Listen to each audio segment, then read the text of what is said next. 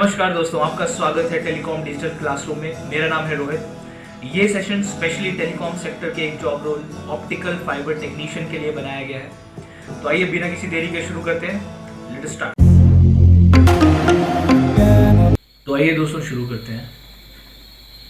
Writing skills में सबसे पहले हम पढ़ेंगे पार्ट्स ऑफ स्पीच। सबसे पहले देखते हैं कि राइटिंग स्किल्स की ज़रूरत कहाँ कहाँ पड़ती है। तो ईमेल्स के लिए, लेटर्स के लिए, नोट्स, आर्टिकल्स, एसएमएस चैट्स और ब्लॉग्स आदि लिखने के लिए जो है राइटिंग स्किल्स की ज़रूरत आज के टाइम में पड़ती है।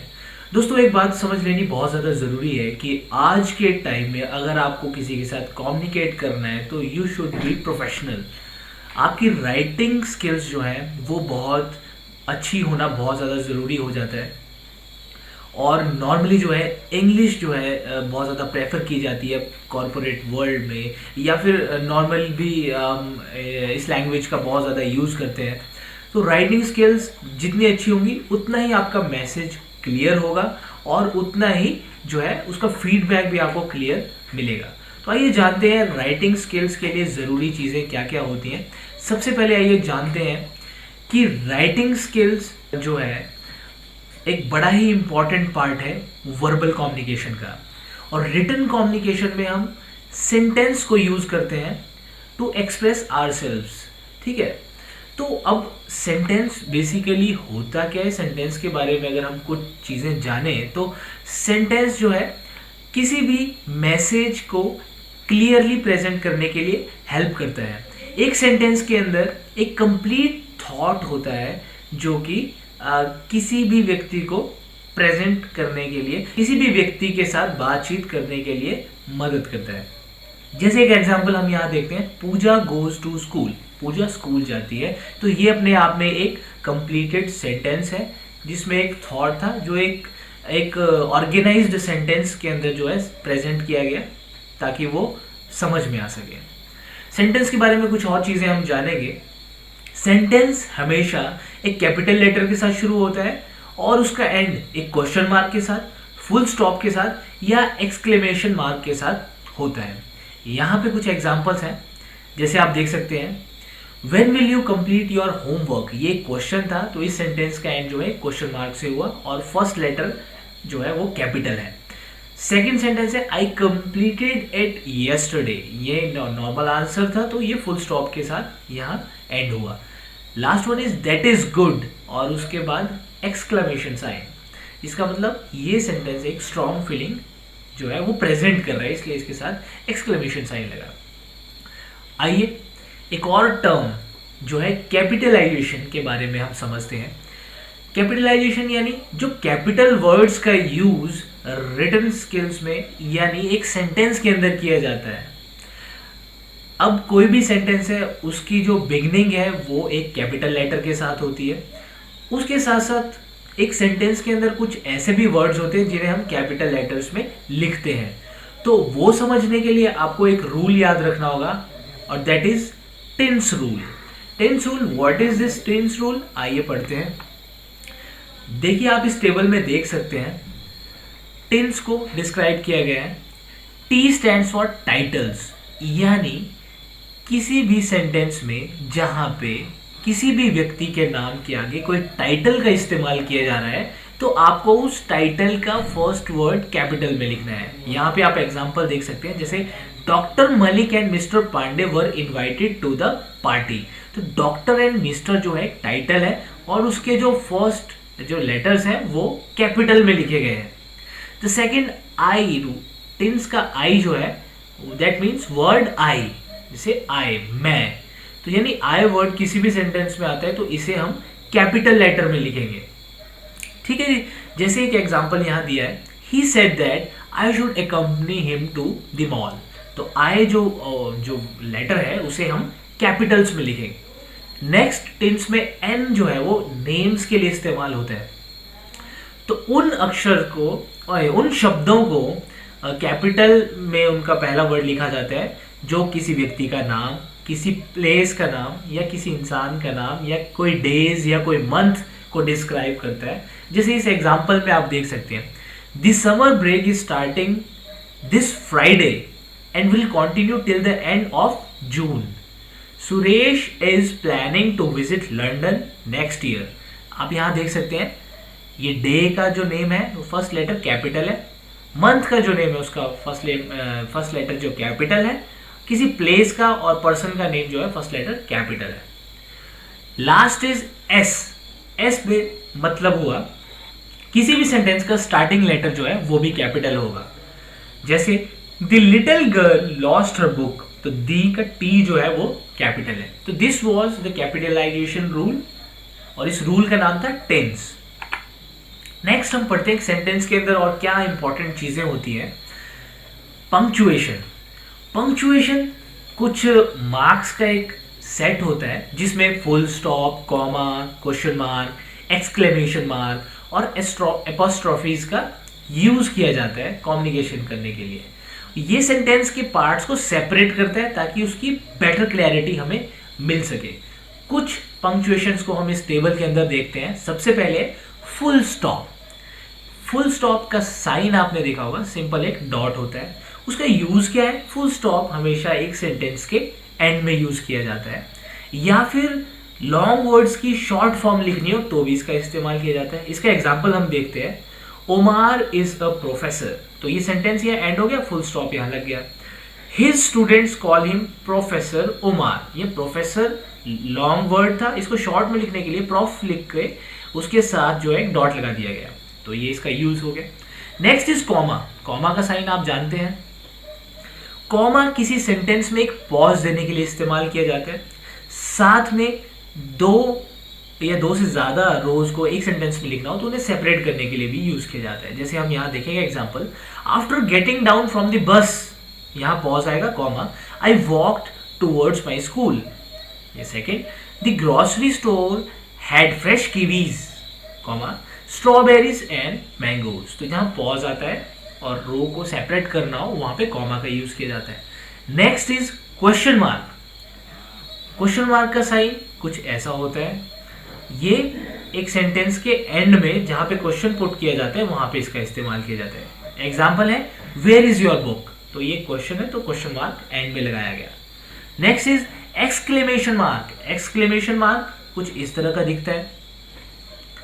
It is use at the end of word or sentence to indicate a strong feeling. जिस सेंटेंस में एक स्ट्रॉन्ग फीलिंग जो है वो दर्शाई जाती है वहां पे इसका इस्तेमाल किया जाता है. उदाहरण के लिए व्हाट अ ब्यूटीफुल ड्रेस, तो एक स्ट्रॉन्ग फीलिंग इस सेंटेंस में है तो लास्ट में एक्सक्लेमेशन का साइन यूज किया गया.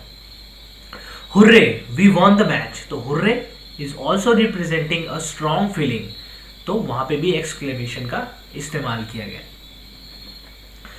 Next punctuation is apostrophe. Apostrophe का इस्तेमाल एक इन्वर्टेड सिंगल इन्वर्टेड कॉमा के साथ किया जाता है. आप यहां देख सकते हैं. इट इज यूज्ड और followed by an S to show possession और बिलोंगिंग. किसी भी चीज का किसी चीज के साथ कोई संबंध जो है एपोस्ट्रोफी एस के साथ दर्शाया जाता है. या फिर कुछ वर्ड्स को, लॉन्ग वर्ड्स को शॉर्ट करने के लिए भी इनफॉर्मल स्पीच में एपोस्ट्रोफी का इस्तेमाल किया जाता है. आइए इसे उदाहरण के साथ समझते हैं. सबसे पहला, दैट इज शोभाज कैट, यानी ये बिल्ली शोभा से संबंध रखती है, यानी ये बिल्ली शोभा की है, तो हम इसे एपोस्ट्रोफी एस लगा के ऐसे लिख सकते हैं, that is Shobha's cat. Next example is are these Rahim's colour pencils, यानी कलर पेंसिल्स रहीम की बिलोंगिंग को दर्शाती है, यानी ये रहीम की है, तो हम यहाँ एपोस्ट्रोफी एस के साथ ये लिख सकते हैं. Next is let's go for the movies today. अब आप यहाँ देख सकते हैं लेट अस को शॉर्ट करने के लिए एपोस्ट्रोफी एस का इस्तेमाल किया गया, यानी ये वाला हमारा जो यूज है वो यहाँ पे प्रूव होता है.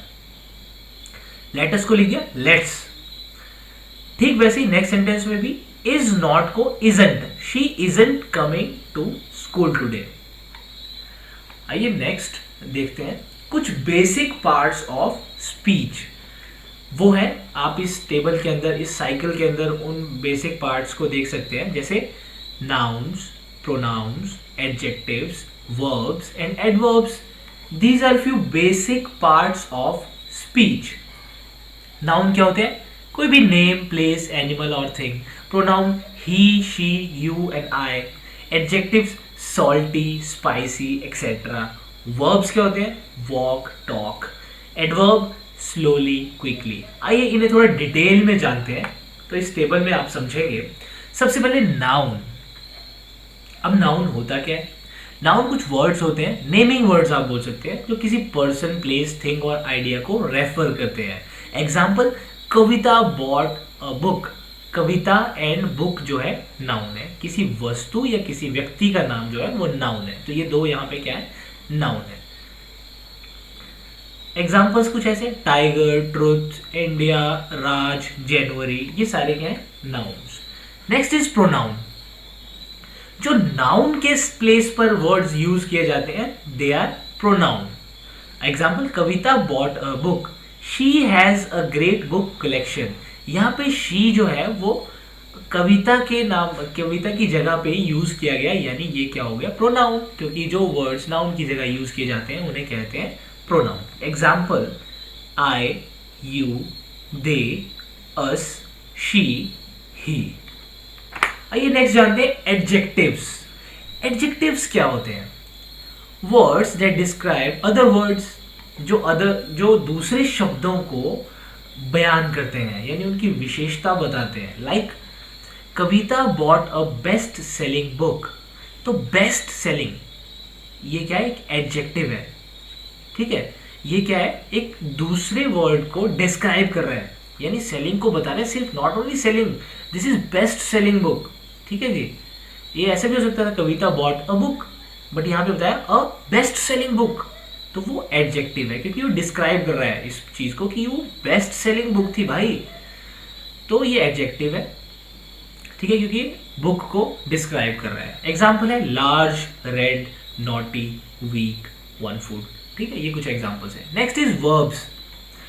तो जो वर्ड्स एक्शन यानी क्रिया को दर्शाते हैं उन्हें वर्ब्स कहते हैं. जैसे Kavita buys a new book every month.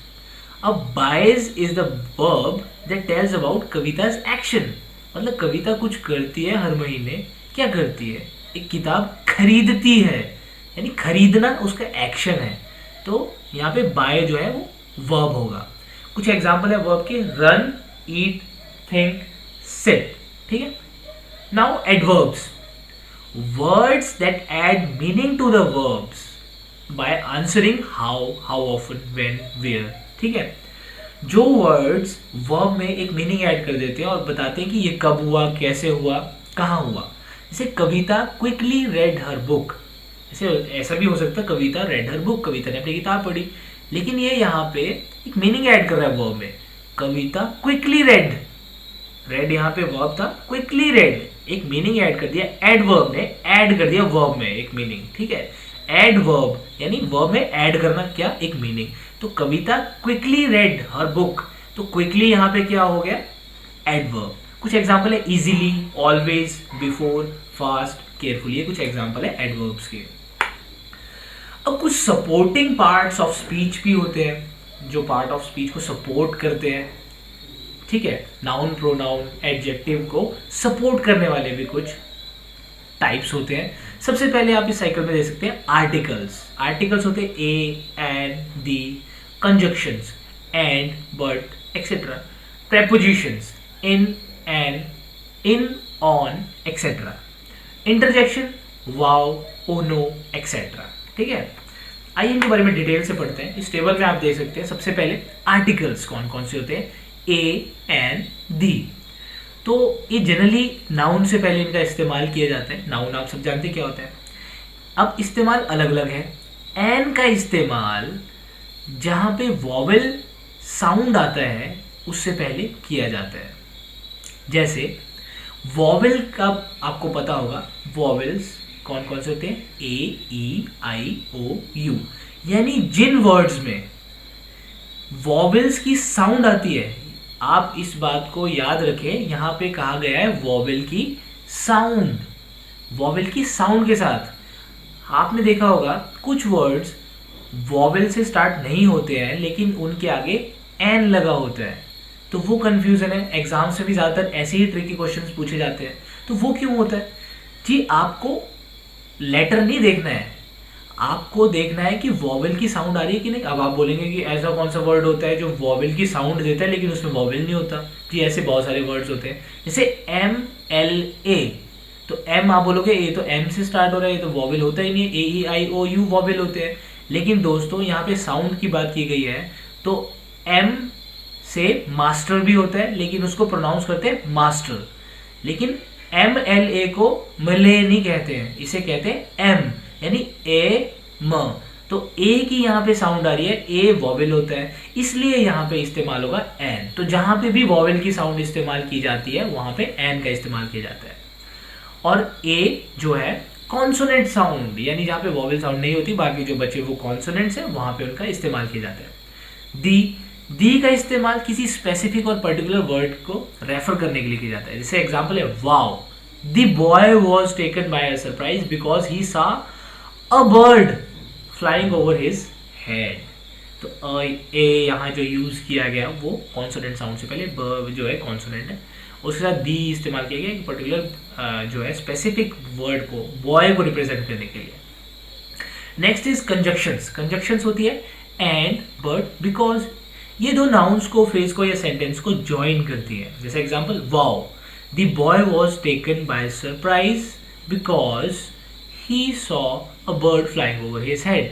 Because जो है वो कंजक्शन है, दो नाउन, फ्रेज या सेंटेंस को इसने ऐड करने का यहाँ काम किया है। The next is prepositions. Prepositions होती है ऑन, ओवर, इन, अंडर। ये क्या करती है? एक वर्ड को दूसरे वर्ड के साथ कनेक्ट करने का काम करती है और आंसर करती है उन क्वेश्चंस को, जैसे वेयर, व्हेन, वाओ, कब, कहाँ, कैसे हुआ। जैसे इस सेंटेंस में देखते हैं, wow, the boy was taken by surprise because he saw a bird flying over his head. भाई लड़का जो है वो सरप्राइज हो गया क्योंकि उसने एक बर्ड को उड़ते देखा, लेकिन बर्ड को कहाँ उड़ते देखा? उसके सिर के ऊपर से। तो ये आंसर कर रहा है वेयर, व्हेन, हाउ को ये जो है आंसर कर रहा है, इसलिए ओवर जो है यहाँ क्या हो गया? Prepositions. Next is interjections. Wow, help, ये एक स्ट्रॉन्ग इमोशंस को रिप्रेजेंट करते हैं, जैसे एक्सक्लेमेटरी साइंस जो है, एक्सक्लेमेशन जो है रिप्रेजेंट करते हैं हैप्पीनेस, सरप्राइज, एंगर और पेन को। जैसे वाओ यहाँ पे यूज हो गया, ये इंटरजेक्शन है। The boy was taken by surprise because he saw a bird flying over his head.